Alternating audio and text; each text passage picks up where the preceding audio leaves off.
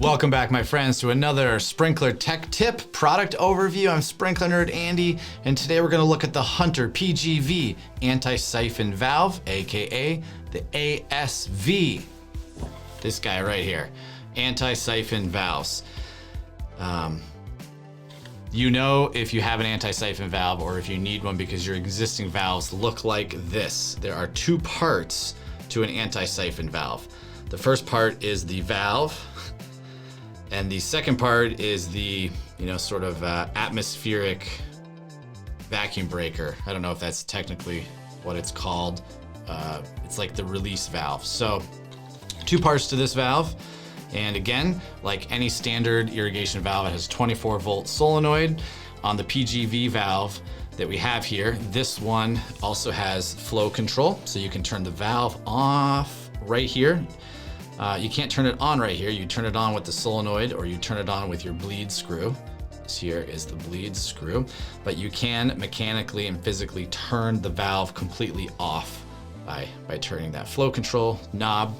And then this part here is the atmospheric vacuum breaker. And I think what I want to do is let's actually take this apart and see what's going on inside here. Did this the other day with both a Rainbird and an Irritrol.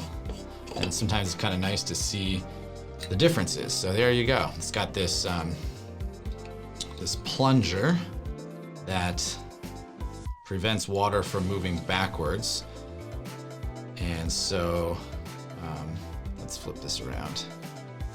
There is the sort of like the, there we go, the neutral position. And there's that plunger. And then when water flows the wrong way, it seals up. Okay, so it's just basically an open chamber with basically like a one-way valve. So if water starts to go the wrong direction, it can't, and it'll purge out the top. So if you've got any back pressure on your system, sometimes like water hammer will do that. If you've got a valve that closes really quickly, it can cause back pressure. And so you want to make sure that this is obviously in an environment outdoors where it can get wet. So that's what these are designed for, is for water to escape to atmosphere instead of coming back to the valve. This is a 1-inch size. You can get 3/4 inch too, but I think the 3/4 inch just has reducer bushings on here. So really it's just a 1-inch size, and you can reduce it down to 3/4 inch.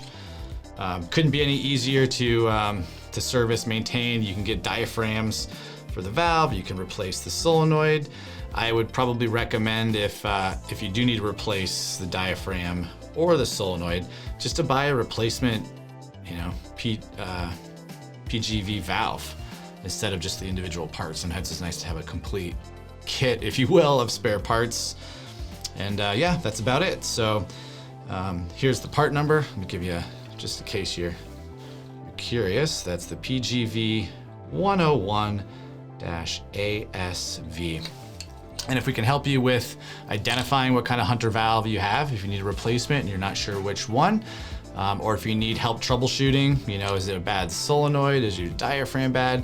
We're always happy to entertain a conversation with you. We can't always fix things remotely, but we might be able to point you in the right direction. So feel free to give us a call. We love to talk on the phone during the day. We're always on chat during the day, and you can email us, 24 hours a day. So I think that wraps up the Hunter PGV-ASV Anti-Siphon Valve. And until the next sprinkler tech tip or product overview, I'm sprinkler nerd Andy. Happy sprinkling. We'll talk to you then.